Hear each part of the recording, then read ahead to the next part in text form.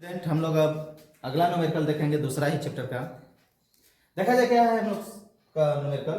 प्रश्न बोल क्या रहा है, क्या पूछ रहा है, देखा जाए। तरह 3 × 10⁻8 कूलाम के एक विद्युत आवेश को एक समान विद्युत क्षेत्र में एक बिंदु से दूसरे बिंदु तक ले जाने में 9.0 × 10⁻4 जूल कार्य करना पड़ता है। यदि इन बिंदुओं के बीच की दूरी 12 सेमी हो तो वैद्युत क्षेत्र की तीव्रता ज्ञात कीजिए। देखिए प्रश्न बोल क्या रहा है, क्वेश्चन बोल क्या रहा है हम लोग से। कह रहा है एक समान वैद्युत क्षेत्र है, ठीक, एक समान वैद्युत क्षेत्र है। इसमें एक आवेश को एक बिंदु से दूसरे बिंदु तक ले जाने में किया गया कार्य हम लोग का है कितना जूल, 9 × 10⁻4 जूल कार्य करना पड़ता है। देखिए दिए हुए डेटा को लिख लिए हैं। आवेश हम लोग को दे दिया इतना कूलाम है। देखिए 3 × 10⁻8 कूलाम। कूलाम किसका मात्रक होता है, आवेश का। तो आवेश लिख लें, स्मॉल क्यू बराबर 3 × 10⁸।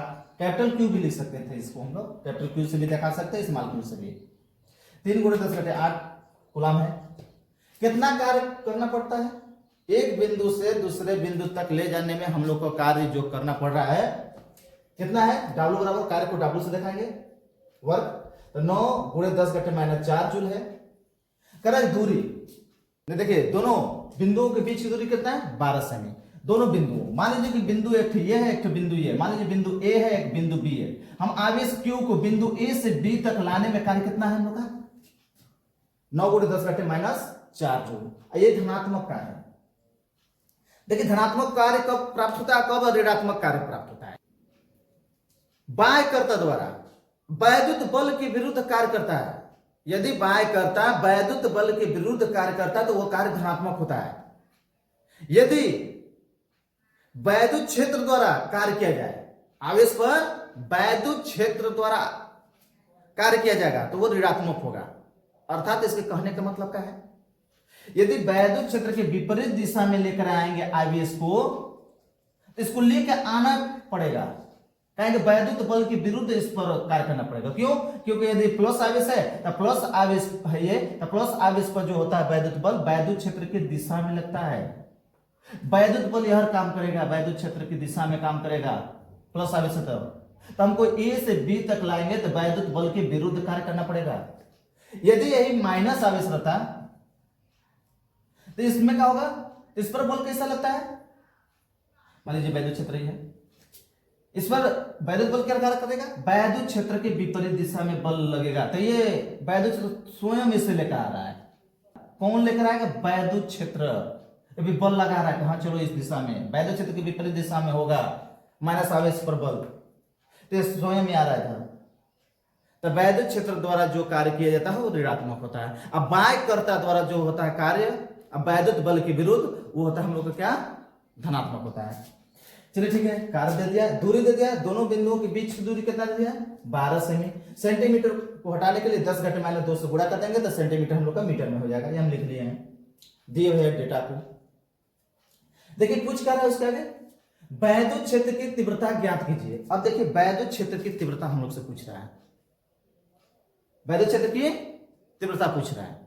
तो देखिए वैद्युत क्षेत्र की तीव्रता के लिए देखिए अलग अलग कंडीशन के लिए अलग अलग फार्मूला होता है। देखिए वैद्युत क्षेत्र के अंदर ये दोनों बिंदु हैं, आवेश को एक बिंदु से दूसरे बिंदु तक लेकर आ रहे हैं, आवेश को लेकर आया जा रहा है।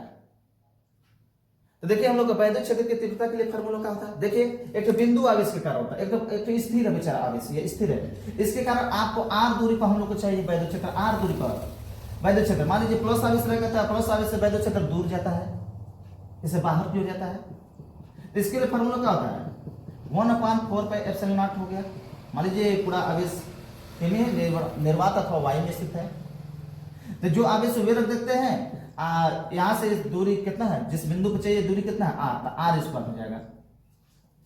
तो बताइए हम लोग का एक जगह स्थिर तो है ना, इसे हम एक बिंदु से दूसरे बिंदु तक लेकर आ रहे हैं, तब हमसे पूछ रहा है वैद्युत क्षेत्र की तीव्रता। यहाँ पर आवेश स्थिर रहता है, एक बिंदु पर स्थिर आवेश है, तब कुछ दूरी पर हम लोग को वैद्युत क्षेत्र की तीव्रता पूछा, तो ये फार्मूला लगाते हैं।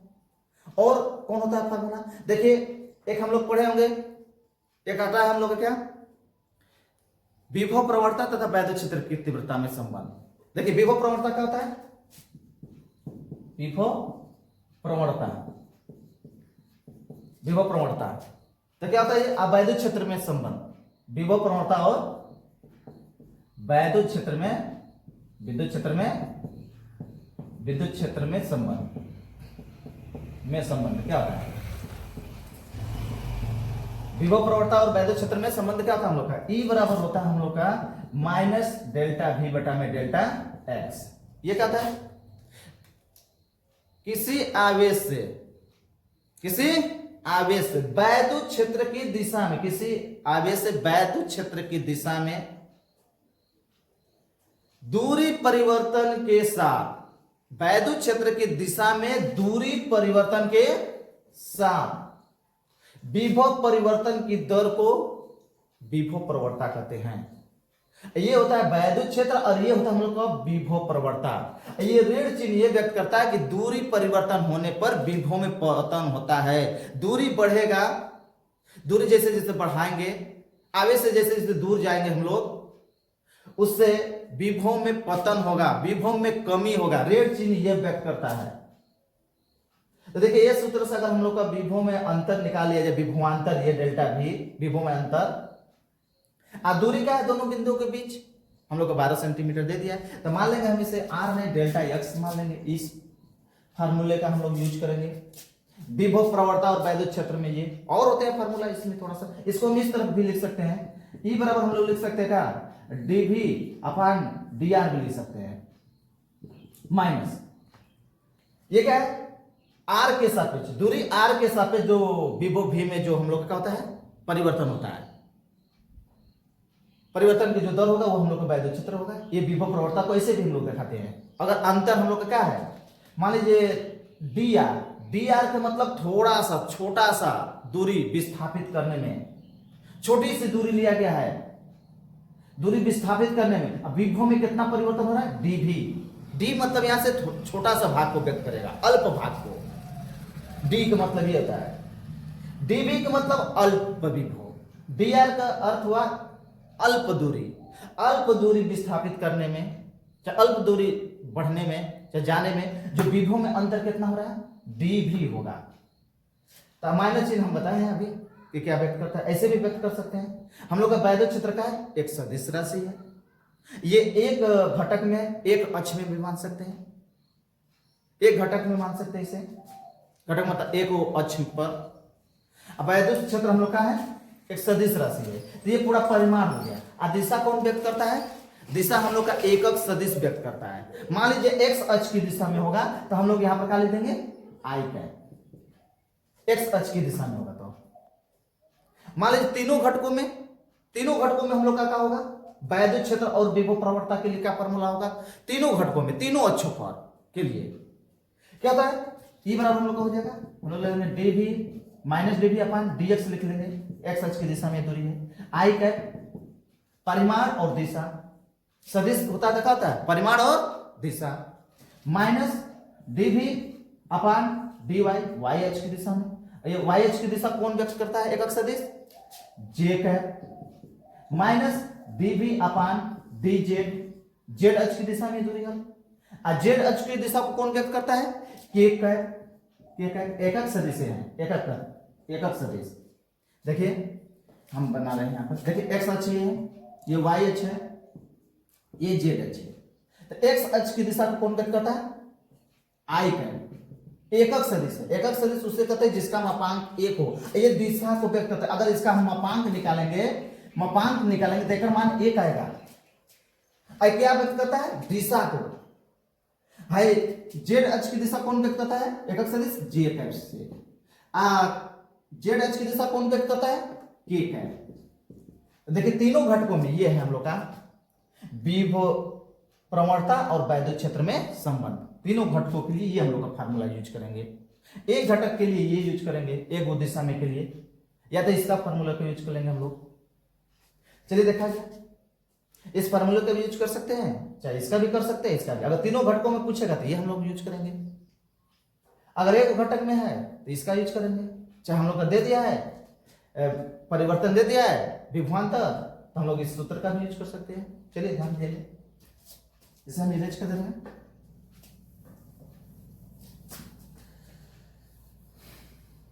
तो हम लोग कौन फार्मूला लगेगा, हम लोग का यही फार्मूला लगेगा, विभव प्रवणता वैद्युत क्षेत्र में संबंध। अगर विभव प्रवणता निकाल लिया जाए, कहेंगे दूरी दिया है, विभवांतर निकाल लिया जाए, तो क्या हो जाएगा, इसे हम इरेज कर दे रहे हैं। ओके, देखिए क्या होगा, तो विभवांतर क्या हो जाएगा, विभवांतर, विभवांतर, विभव का अंतर, एक बिंदु से दूसरे बिंदु तक ले जाने में आवेश को किया गया कार्य हम लोग कितना है, इतना जूल है, तो विभवांतर का हो जाएगा, डेल्टा V बराबर का होगा W/Q हो जाता है, ये विभवांतर हो जाएगा, दो बिंदुओं के बीच का विभवांतर। तो क्या हो जाएगा, डेल्टा V बराबर W कितना दे दिया हम लोग का, 9 × 10⁻⁴ है। आवेश कितना हम लोग का है, ये मान दे देंगे, 3 × 10 हम लोग का 8 है, तो 3 3 लिखे 9 हो जाएगा, तो 10 घटे 8 को ऊपर ले जाएंगे, तो डेल्टा V बराबर का हो जाएगा हम लोग का 3 × 10⁻⁴ है, ऊपर ले जाए 10 घटे -8 हो जाएगा, हाथ का चिन्ह बदल जाता है नीचे से ऊपर ले जाने पर किसी भी पद को। तो क्या हो जाएगा, तो डेल्टा V बराबर हम लोग का हो जाएगा 3 × 10 घटे कितना हो जाएगा, -4 -8 -12 हो जाएगा, 10 पे इतना वोल्ट हो जाएगा हम लोग का, विभवांतर निकल गया। और डेल्टा x ये दे दिया है, तो क्या हो जाएगा हम लोग का फार्मूला पता है, वैद्युत क्षेत्र तथा विभव प्रवणता में हम लोग का संबंध क्या होता है, E बराबर हम लोग को हो जाएगा -डेल्टा V बटा में डेल्टा x। अब माइनस चिन्ह क्या व्यक्त करता है कि दूरी परिवर्तन के साथ विभव में पतन होता है, विभव में कमी होता है। तो E बराबर हम लोग को क्या हो जाएगा, मान तो दीजिए, इसका मान है 3 × 10 घटे -12, ये विभवांतर है, और डेल्टा x कितना है, दोनों बिंदु के बीच की दूरी कितना है हम लोग का 12 × 10 घटे -2, इसे कैलकुलेट कर लिया जाए, E बराबर क्या हो जाएगा, तो हो जाएगा 3 × 3 हो जाएगा, 3 × 4 = 12, तो 1 में 4 को भाग दे देंगे, तो कितना होगा 0 दशमलव हो जाएगा 10, 4 × 2 = 8, बचेगा हम लोग का 2, 4 × 5 = 20, 5 है 0.25, गुणे इसको ऊपर ले जाइए घात को, 10 घटे, चलिए कटा दीजिए, 10 घटे -2 और 10 घटे -12, तो 2 को कट जाएगा, तो 10 घटे कितना होगा, -10 हो जाएगा, इतना हो जाएगा, सार्थक में बदल लीजिए, तो क्या हो जाएगा, ये बराबर -2.5 कर दीजिए, दशमलव को यहाँ से यहाँ ले जाइए, यहाँ से यहाँ ले जाइए, दाएं ओर ले जा रहे हैं, तो क्या हो जाएगा 10 घटे -11, इतना हो जाएगा क्या, वोल्ट प्रति मीटर, वैद्युत क्षेत्र का मात्रा। अब परिमाण निकालना चाहेंगे तो इसका मापांक ले लीजिए, तो धनात्मक हो जाएगा, ये हम लोग का हो जाएगा वैद्युत क्षेत्र। देखिए दशमलव को हम यहाँ से यहाँ ले गए हैं, तो इधर ले जाएंगे दाएं ओर तो 1 माइनस आ जाता है, अब बाएं ओर ले जाएंगे तो प्लस आता है 10 के घाते, ये एक स्थान पर ले गए तो -1, तो 10 -10 -1 ओके। चलिए अगला इन्हीं फार्मूले पर हम लोग देखा जाए, अगला न्यूमेरिकल, अगला क्वेश्चन। स्टूडेंट हम लोग अगला न्यूमेरिकल देखेंगे, विभव प्रवणता और वैद्युत क्षेत्र में जो संबंध था उसी पर आधारित था। अगला हम लोग न्यूमेरिकल देखा जाए, देखिए क्या बोल रहा है हम लोग से क्वेश्चन, देखिए बोल क्या रहा है प्रश्न, किसी वैद्युत क्षेत्र का विभव फलन दे दिया है, v बराबर 3x² + 4xy - z है। यदि क्षेत्र की तीव्रता E बराबर ग्रेडियंट v मतलब विभव प्रवणता, ग्रेडियंट भी दिया मतलब विभव प्रवणता, ग्रेडियंट को हिंदी में बोलते हैं विभव, प्रवणता बोलते हैं प्रवणता। हो तो बिंदु दिया है x, y, z पर E मतलब वैद्युत क्षेत्र का मान ज्ञात कीजिए। तीनों बिंदुओं पर पूछ रहा है वैद्युत क्षेत्र की तीव्रता का होगा, तीनों घटकों में वैद्युत क्षेत्र का मान पूछ रहा है। तो देखिए हम तीनों घटकों में हम अभी आप लोग को फार्मूला बताए हैं, क्या E बराबर हम लोग का होता है -dv बटा में dx, dv बटा में dx, ये x अक्ष पर दूरी परिवर्तन के साथ ये विभव में परिवर्तन है, और दिशा x अक्ष की दिशा कौन व्यक्त करता है, एक सदिश i कैप, माइनस dv बटा में dy, y अक्ष पर दूरी परिवर्तन के साथ ये विभव में परिवर्तन है, और y अक्ष की दिशा को कौन व्यक्त करता है, j कैप, और dv अपान dz, z अक्ष पर दूरी परिवर्तन के साथ ये विभव में परिवर्तन है, z अक्ष की दिशा को कौन व्यक्त करता है, k कैप, ये एकक सदिश है। देखिए हम लोग का विभव प्रवणता सदिश राशि है, अब वैद्युत क्षेत्र भी हम लोग का सदिश राशि है, तो वैद्युत क्षेत्र हम लोग का सदिश राशि है, तो ये तो हम लोग का परिमाण हो गया, परिमाण हो गया। और उसमें क्या होता है, सदिश में हम लोग का दिशा भी होता है, तो परिमाण के साथ साथ दिशा भी दिखा दिया गया है। ये एक्स अक्ष के साथ परिवर्तन है, वाई अक्ष के साथ परिवर्तन है, जेड अक्ष के साथ परिवर्तन है दूरी में, और उनके साथ उनका विभव में परिवर्तन है। आई का मतलब एक्स अक्ष के साथ है, हाई जे का मतलब वाई अक्ष के साथ है, दिशा में है, हाई के का मतलब जेड अक्ष की दिशा में है। चलिए देखा जाए, दिया क्या है हम लोग का सॉल्व में, देखा जाए। v बराबर दे दिया 3x² plus 4xy minus Z. देखिए तीनों अक्षों के लिए ही दे दिया है वैद्युत विभव, ये फलन दे दिया, तीनों अक्षों के लिए दे दिया है, x y z है। यदि क्षेत्र की तीव्रता कराए E बराबर माइनस ग्रेडियंट v, ग्रेडियंट का मतलब हो गया हम लोग का प्रवणता, v मतलब विभव, विभव प्रवणता है माइनस, ठीक। माइनस का है चिन्ह है कि दूरी परिवर्तन के साथ विभव में परिवर्तन होता है, विभव में कमी आती है। तो बिंदु x y z तीनों पर पूछा, तीनों घटकों में हम लोग से पूछ रहा है वैद्युत क्षेत्र E का मान। देखिए क्या होगा, पहले हम लोग ये निकाला जाए, dv अपन dx निकालेंगे, dv अपन dy निकालेंगे, dv अपन dz निकालेंगे, ये तीनों का मान निकाल लिया जाए, इस फार्मूले में रख देंगे, हम लोग का आ जाएगा। तो पहले हम लोग क्या करेंगे, x के सापेक्ष पहले अवकलन करिए, तो dv अपन dx, तो यहाँ पर v का मान धर दीजिए, तो d बाई dx हो गया, v का मान धरिए, तो क्या है ये v का मान ये है, तो 3x² हो गया प्लस 4x हो गया, 4xy माइनस जेड। तो देखिए x के सापेक्ष है, तो x वाले पद का होगा हम लोग का अवकलन, और दूसरा आ जाएगा तो हम लोग का शून्य हो जाता है। x के सापेक्ष हम लोग का है अवकलन, ये तो x वाले फलन का ही हम लोग क्या होगा, अवकलन होगा, x के सापेक्ष है। तो देखिए क्या होगा, dv बटा में dx बराबर क्या हो जाएगा, इसका अवकलन क्या होता है, इसके लिए 3 बाहर क्या था अवकलन, 2 आ जाता है। देखिए क्या फार्मूला होता है, d बाई डी एक्स अगर है, x के पावर n होता है, तो इसका क्या होता है फार्मूला, n पहले आ जाता है, घात रहता है, पहले आ जाएगा, उसमें से 1 घटा देते हैं, n इंटू x के घात में 1 घटा देते हैं, ये हम लोग का फार्मूला होता है अवकलन। इसके आगे देखा जाए तो क्या हो जाएगा, 2 पहले आ जाएगा, 2 आ जाएगा, यहाँ पर क्या हो जाएगा, 3 गुणे 2 हो जाएगा, x का पावर 1 हो जाएगा, 2 में 1 घटा देंगे तो 1 हो गया, plus d by D x, x का अवकलन क्या होता है, x के सापेक्ष है, तो x का अवकलन क्या होता है, 1 होता है, कितना होता है 1, तो यहाँ पर क्या हो जाएगा 4y बाहर आ जाएगा, खाली x का अवकलन होगा, तो कितना हो जाएगा हम लोग का, x का अवकलन 1 हो गया, माइनस z का अचर पद ये हो जाएगा, अचर पद के लिए क्या था, x है, x के सापेक्ष तो x वाला का ही होगा, तो इसमें तो x है ही नहीं, तो क्या हो जाएगा 0, तो हम लोग क्या हो जाएगा, dv बटा में dx बराबर हो जाएगा 3 दूना के 6x प्लस 4y, ये हो जाएगा। इसके आगे देखा जाए, हम लोग निकालेंगे क्या, dv बटा में dy, ये निकाला जाए, dv बटा के dy, y के सापेक्ष देखा जाए तो क्या हो जाएगा, d by D Y, v का मान धरा जाए, क्या हो जाएगा 3x² plus 4xy minus Z, किसका होगा, y के सापेक्ष तो y वाला का होगा, और कुल बकिया का क्या हो जाएगा, शून्य हो जाएगा, अचर मान लिया जाता है। तो हम लोग का क्या हो जाएगा, dv बटा के dy इक्वल टू क्या हो जाएगा, तो ये क्या हो जाएगा, y के सापेक्ष है, तो इसका क्या होगा अवकलन 0, प्लस इसका क्या होगा 4x बाहर निकल जाएगा, तो y का क्या हो जाएगा, y के सापेक्ष y का होगा 1 होगा, तो 4x हो गया, माइनस y के सापेक्ष z का क्या होगा, z अचर राशि हो गया, तो 0 हो जाएगा। देखिए इसके लिए इरेज कर दे रहे हैं इसको, तो क्या हो जाएगा हम लोग का, तो dv upon dy equal to क्या हो जाएगा, हम लोग क्या बचेगा 4x, 0 से कोई मतलब नहीं, 0 जोड़ने घटाने से कोई प्रभाव पड़ता नहीं है। फिर हम लोग क्या निकालेंगे, dv अपान dz निकाला जाए, तो v का मान धरिए, था d by D Z, Z के सापेक्ष हो गया, तो जेड वाला पद का ही अवकलन होगा, क्या है 3x² हो गया प्लस 4xy हो गया माइनस जेड, तो क्या होगा, इसमें जेड है नहीं, जेड के सापेक्ष इसमें जेड नहीं, पूरा अचर राशि है, तो क्या हो जाएगा 0, अचर राशि का होता है अवकलन। इसमें क्या है, जेड इसमें भी नहीं है, ये भी पूरा अचर राशि होगा, तभी 0 हो गया, माइनस जेड का क्या होगा, जेड के सापेक्ष जेड का क्या होगा 1 होगा, तो क्या हो जाएगा dv बटा में dz बराबर हो जाएगा हम लोग का -1, मान धा दीजिए।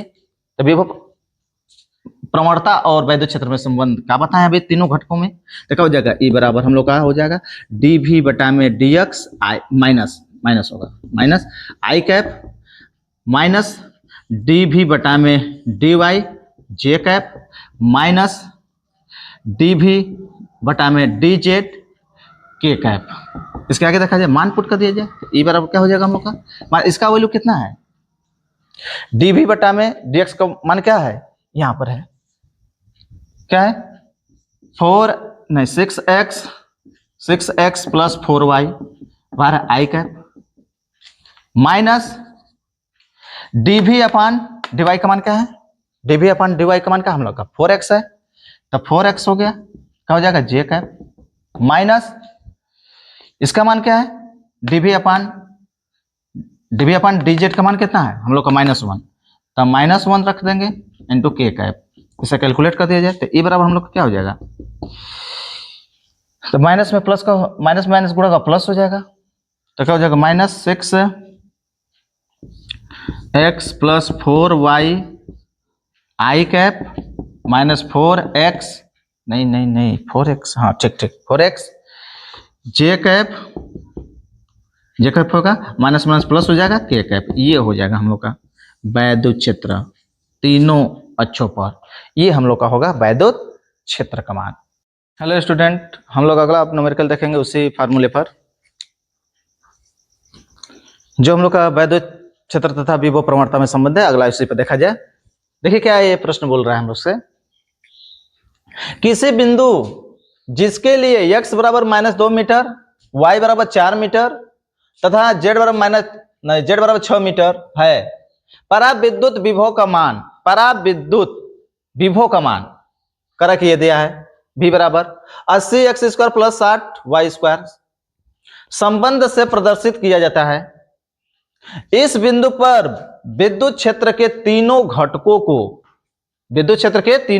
को ज्ञात कीजिए, तीनों घटकों को हम लोग को ज्ञात करना है।